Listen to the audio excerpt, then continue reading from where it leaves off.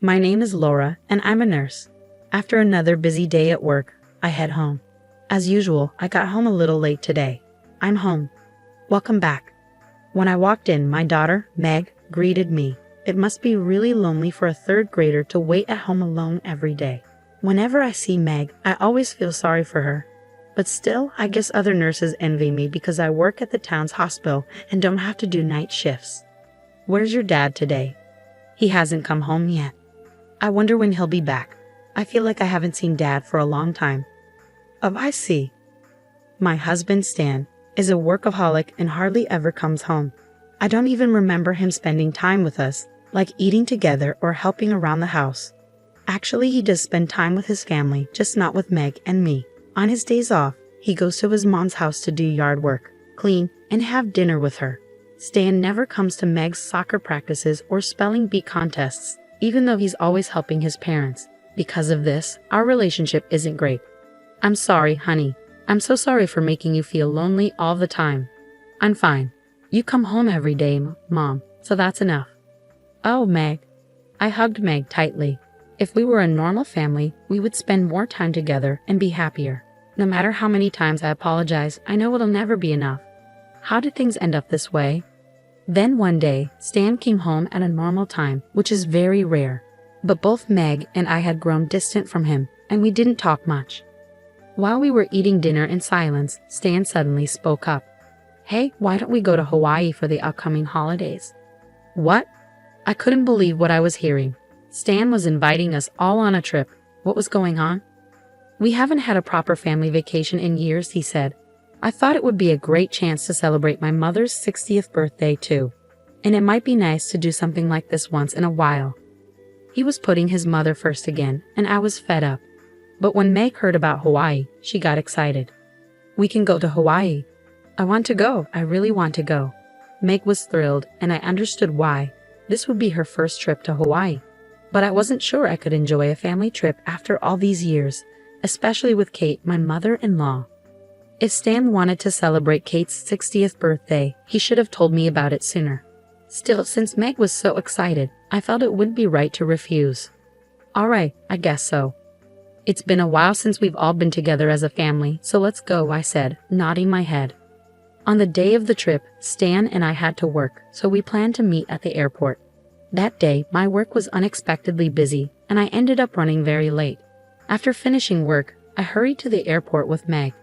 After taking the bus, we finally arrived, but then something surprising happened. They're not here. Stan and Kate were nowhere to be found. I searched the airport, but they were nowhere in sight. Where did they go? I didn't get any calls from them, so I tried calling both Stan and Kate. The number you have dialed is either not powered on right now or has no signal. I kept hearing this message. Feeling desperate, I asked the airline staff at the reception desk for help. One of the staff members then asked me, Are you Miss Laura Martin? Excuse me? Yes. I was puzzled about how the staff knew my name. But then they handed me a piece of paper. I was asked to give this to you. A paper? I was shocked by what was written on it. I couldn't wait any longer. It'll just be the two of us going on this trip. Stan. If you can't be on time, then we won't take you. Why don't you just camp out somewhere around here? Bye, Kate. What is this? Mom, what's wrong? As I fumed with anger, Meg looked at me anxiously. Oh no, it's nothing. It looks like your dad and Grandma went ahead without us. I'm sorry. So we can't go to Hawaii? Yes, we can. We can catch up with them on another flight. I tried to sound positive, but honestly, we didn't have enough money for another flight. What was I going to do? While I was trying to figure things out, an old man walking in front of me suddenly collapsed. I wasn't sure what was happening, but my years of being a nurse kicked in, and I moved quickly. Are you okay? I checked the old man's breathing, but it had stopped. Oh my God. I quickly turned him onto his side and cleared his airway. I found something stuck in his mouth, probably part of his vomit, which was blocking his breathing. Please, someone call an ambulance. I shouted for help and began first aid. When the ambulance arrived, the old man was taken to the emergency room, where he soon regained consciousness. Was it you who saved me? Yes. I just did a basic procedure. That's not true. Thank you so much. I thought I was going to die. He was alert enough to talk, and it seemed there were no serious heart or organ problems. You saved my life. Please let me thank you, James. Oh, no need to thank me. I just did what anyone would do. By the way, were you traveling somewhere?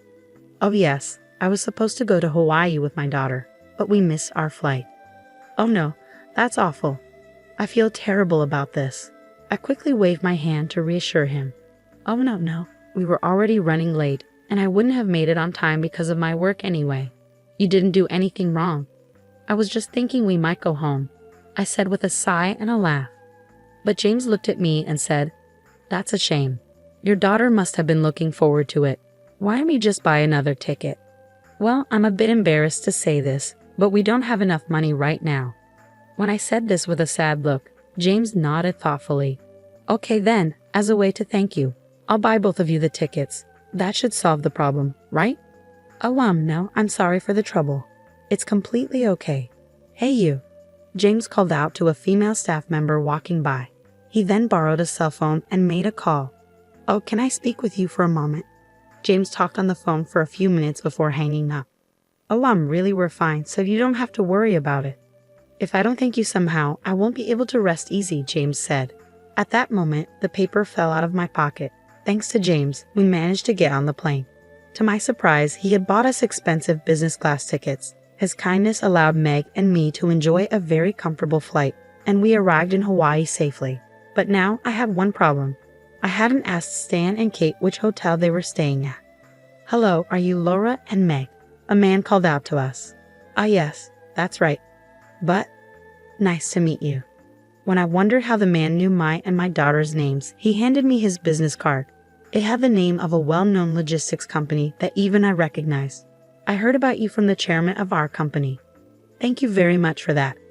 The elderly man you help at the airport is the chairman of our company. Oh really? I was shocked to learn that James, who we met at the airport, was the chairman of a major company. We will take you both to your hotel on the chairman's orders. Please enjoy your trip to Hawaii, he said as he led us to a black limousine. I had never been in a car like that before. Wow, it's amazing, Meg exclaimed, thrilled to ride in a luxurious limousine for the first time. I made sure my shoes were clean before getting in. The view of Hawaii from the windows was stunning. It felt like an endless summer. At one point, I was worried we wouldn't make it, but I was so relieved that we did. Meg was glued to the window, taking in the sights. When we arrived at a huge, luxurious hotel, I suddenly realized something important. Oh no, I didn't book a room, I whispered to myself. Oh, please don't worry. We've already reserved a room on the top floor, the man said after hearing my quiet concern. But I don't have enough money for this. You don't need to pay anything. The bill has already been taken care of. Oh really? I was amazed at how far James had gone to take care of us. This VIP treatment was overwhelming and unfamiliar. After we entered the hotel, I was astonished by our room. It was a suite, far too spacious for just two people. The view of the ocean and the stunning sunset from the large windows was absolutely breathtaking. We had a dedicated hotel staff member available to assist us with anything we needed. The food was incredible, beyond anything I could describe, especially the steak, which was grilled right in front of us. It was the best meal I had ever tasted, and I was constantly impressed. While Meg and I were strolling around the lobby after dinner, we heard some arguing voices coming from a corner. Are they? It was my husband and mother-in-law arguing with the hotel staff. Hey, what are you both doing here? When I called out to them, Stan and Kate looked up, surprised. What? Why are you both here? What do you mean? We came here as planned. You suggested this trip, and now you've treated us badly, Stan said. Well, that's... Stan glanced at Kate, seeming unsure about what to say. Oh, it was your fault for being late, right? I regret that, but you didn't have to say we should just camp out. Kate seemed unbothered and showed no remorse for what had happened. I struggled to forgive them. By the way, why are you arguing with the hotel staff? I asked. When I tried to check in, they told me to leave. I don't understand why, Stan said angrily. Is there a problem? I asked the hotel staff. The hotel staff began to explain. I heard that these people left our very important and valued customers behind, and that's unforgivable. I was instructed not to let them stay here at our hotel. Oh, now I get it, I said. James clearly had a lot of influence over the hotel. The chairman of a major company is indeed someone you don't want to upset. What does he mean by that? Oh, it's a long story, but basically, he can't forgive you both for leaving Meg and me behind. Stan and Kate looked very confused. How does someone from this hotel know about that? Well, I understand why Stan is asking, but given the situation, I'm not surprised. In fact, I think Stan and Kate are getting exactly what they deserve, I said. Do you know this person? I asked, showing them the business card from the man who guided us from the airport. This is a business card from a major client of ours. Stan's face turned pale as he took the card with trembling hands. Kate's face also went white with shock. You don't mean to say you know the chairman of this company, do you? Of course I know him. He collapsed at the airport, so I helped him. He arranged our flight to Hawaii and even booked the hotel room for us. What? Kate collapsed and started shaking. What's wrong, Mom? He's in the same gym club as me, and I see him every once in a while, but everyone worships him. What a coincidence. I agreed with Stan. It really made the world seem small. I had no idea my mother-in-law knew the chairman, but before Kate mentioned it, I had already learned about it from the chairman himself. When I received the new ticket at the airport, James was the one who found the piece of paper that had fallen out of my pocket. Oh, he picked it up, read what was written, and looked at me in surprise. Laura, what is this? How should I put this? We were left behind by my mother-in-law and husband. Yes, that's horrible and unforgivable. But this name, I've seen it somewhere before. Is your mother-in-law's last name Martin? Yes, her name is Kate Martin. What? You know my mother-in-law? Of course, she's also a member of the gym club I belong to. She doesn't seem like the type to do something like that, and that's how it all unfolded. I looked at Stan and Kate with a grin, thinking back on everything. It's tough, isn't it? Since you two said you were going on the trip together, I guess we'll just enjoy it on our own. Meg and I are going to have a great time. Kate, why don't you just camp out somewhere around here? Enjoy the Hawaiian night under the stars. Oh hey wait, that's terrible. You're the rudest person ever. Stan and Kate kept shouting as I turned my back on them. They were being ridiculous. They threw those words at me first, and when I gave them a taste of their own medicine, they called me terrible and rude. I couldn't help but laugh. Let's go. I urged Meg, let's go. She took my hand and we walked away from the scene. The argument between the hotel staff and Stan and Kate continued behind us. Anyway, get out of here. We don't have rooms for you, the hotel staff said firmly. Eventually, Stan and Kate were forced to leave the hotel.